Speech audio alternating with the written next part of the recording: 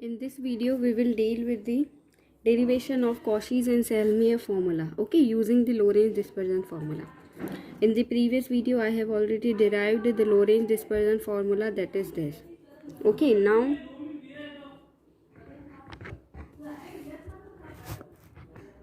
Lorentz dispersion formula से normal dispersion की explanation easily की जा सकती है.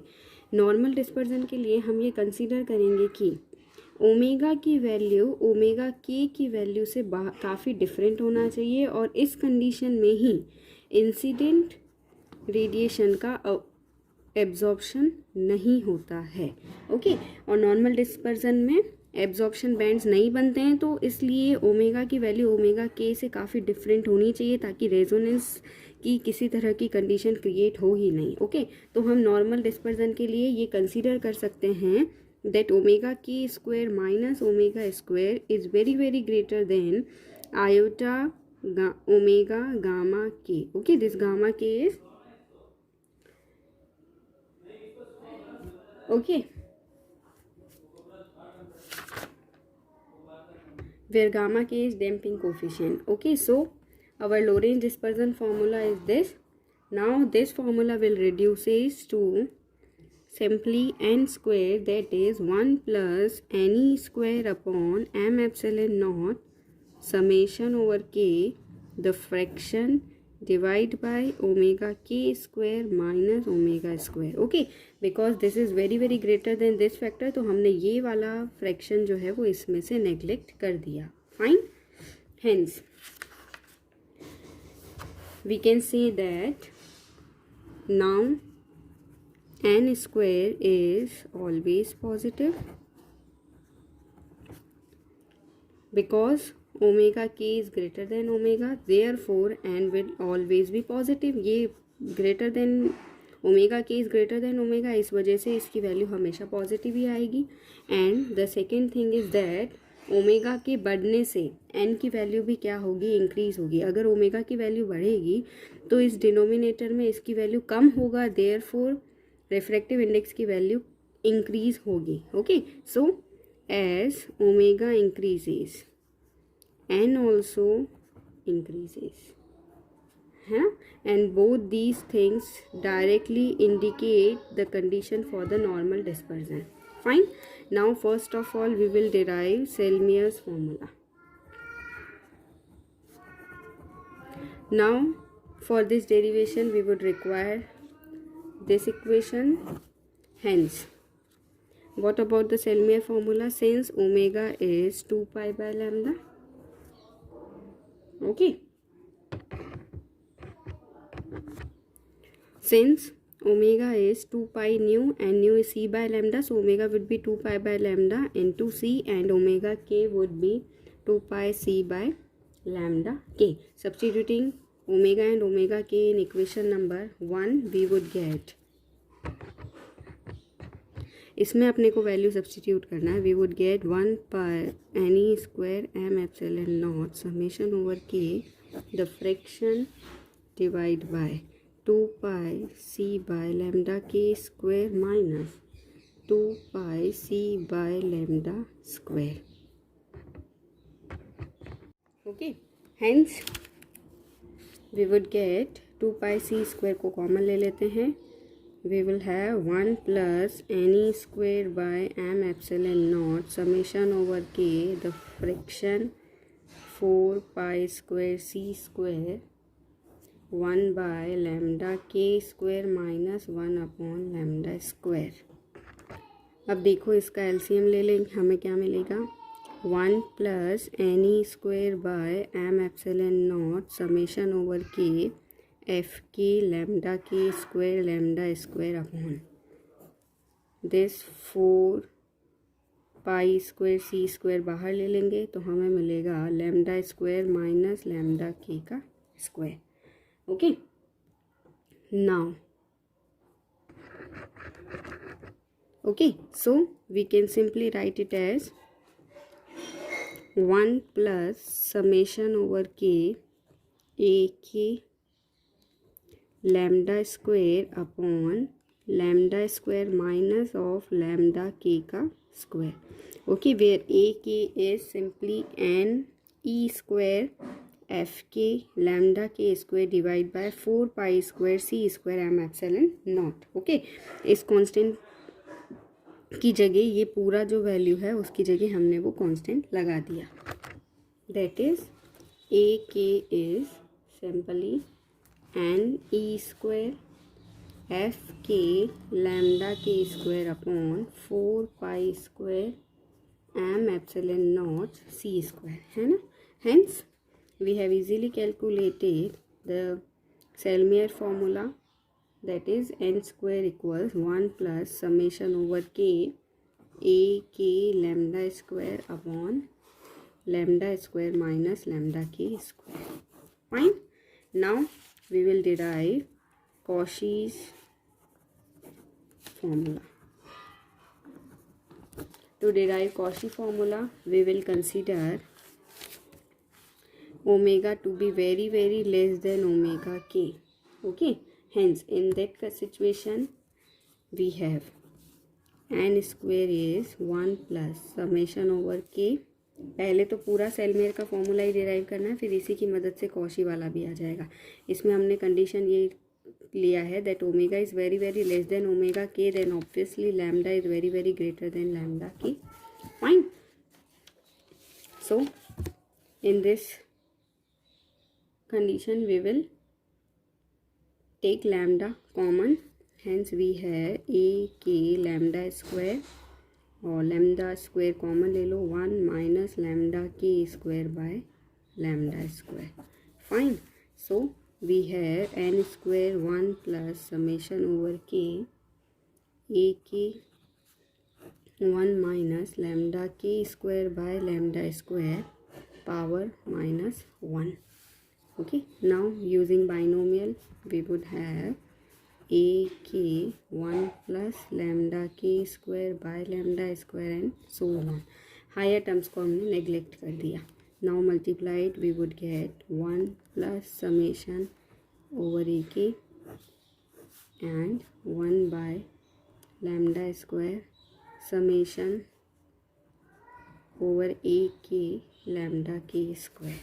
So we can write it as, it can be written as a, this can be written as b by lambda square, and this is the Cauchy's formula, and this Cauchy's formula is also applicable for the normal dispersion condition. यानी कि हम लो range dispersion formula की मदद से normal dispersion के लिए Cauchy और सेलमियर्स के फॉर्मूले को डिराइव कर सकते हैं. Okay, now we will deal with the anomalous dispersion.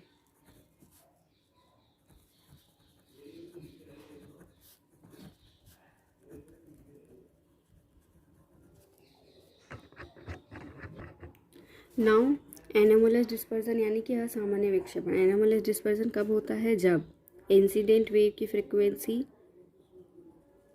Electrons की नेचुरल फ्रिक्वेंसी के लगभग बराबर हो जाती है तो रेजोनेंस की कंडीशन क्रिएट होती है, और रेजोनेंस की कंडीशन पे एब्जॉर्प्शन होता है, और एब्जॉर्प्शन बैंड की कंडीशन पे रिफ्रैक्टिव इंडेक्स का मान बहुत सडनली चेंज होता है, और ये चेंज मीडियम जो एब्जॉर्ब कर लेती है उसकी वजह से होता है, और इसी को एनामलस डिस्पर्जन बोलते हैं. तो लॉरेंज के फॉर्मूले से एनामलस डिस्पर्जन को एक्सप्लेन करने के लिए सबसे पहले हम ये मानते हैं कि मीडियम के अंदर सिर्फ एक ही तरह के ऑसिलेटर्स प्रेजेंट है और उनकी नेचुरल फ्रिक्वेंसी ओमेगा नॉट है. ठीक है, सबसे पहले हमने ये मान लिया कि मीडियम के अंदर सिर्फ एक ही टाइप के ऑसिलेटर्स है जिनकी नेचुरल फ्रिक्वेंसी ओमेगा नॉट है.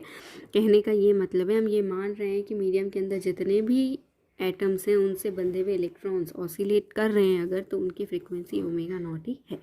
Okay, so now we are considering omega k to be omega naught. So our Lorentz dispersion formula is now 1 plus n e square by m epsilon not summation over k is, now it is not needed because हम omega k की जगह सिर्फ omega naught ही ले रहे हैं, एक ही frequency है तो समेशन की ज़रूरत नहीं होगी. Hence we have 1 by omega not square, omega k की जगह omega not minus omega square and minus iota gamma and omega. Fine. और एन के की जगह भी हमने क्या ले लिया, एन ले लिया। Okay, so n square is 1 plus n e square by m epsilon not. N would be 1 plus n e square m epsilon not upon omega not square minus omega square minus iota gamma omega power half. Okay, fine. Now, if density of gas is very low, then we can consider n to be 1. Okay, इसका ये मतलब हुआ कि low density वाले gas की अगर हम बात करें तो उसमें तो रिफ्रैक्टिव इंडेक्स क्या होता है, 1 के बराबर होता है। और अगर n 1 के बराबर है, इसका ये मतलब हुआ कि राइट हैंड साइड में ये वाला जो फ्रैक्शन है, ये फ्रैक्शन 1 के कंपैरेटिवली बहुत ज़्यादा कम है, तभी तो n इक्वल्स टू 1 आएगा। 1 में ये वाला टर्म ऐड हो रहा है और हम ये मान रहे हैं कि लो डेंसिटी वाले के लिए n की वैल्यू लगभग 1 होती है, तो यानी कि इसकी वैल्यू ऑब्वियसली बहुत ज़्यादा कम होनी चाहिए। अगर ज़्यादा होगी तो 1 में ऐड होगा और n 1 से ज़्यादा हो जाएगा, लेकिन हमें तो n 1 चाहिए। इसका मतलब ये वाला जो फैक्टर है इसकी वैल्यू 1 से बहुत ज़्यादा कम होगी। ओके ओके, नाउ आप देखो हमें क्या करना है, यहाँ पर बाइनोमियल थ्योरम लगाना है। तो 1 plus x to power half, तो it would be 1 plus half into x. Fine, so n is n is 1 plus 1 by 2 n e square upon m epsilon naught 1 upon omega naught square minus omega square minus iota gamma omega. Okay, now we will rationalize the denominator. Rationalize मतलब परिमेयीकरण करेंगे हम। यहाँ पर minus है, plus के sign से numerator और डिनोमिनेटर को मल्टीप्लाई करना है। So we would have 1 plus half n e square by m epsilon not omega not square minus omega square plus iota gamma omega omega not square minus omega square minus iota gamma omega, and it would be multiply with the same factor plus iota gamma omega.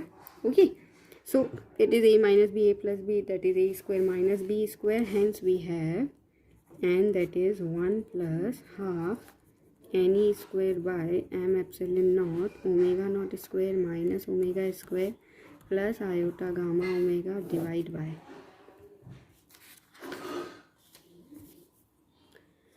omega naught square minus omega square का square and minus of iota gamma square omega square. Fine, iota square would be minus 1, so it is simply 1 plus 1 by 2 n e square by m epsilon naught omega naught square minus omega square plus iota gamma omega, and it is omega naught square minus omega square का square plus gamma square and omega square.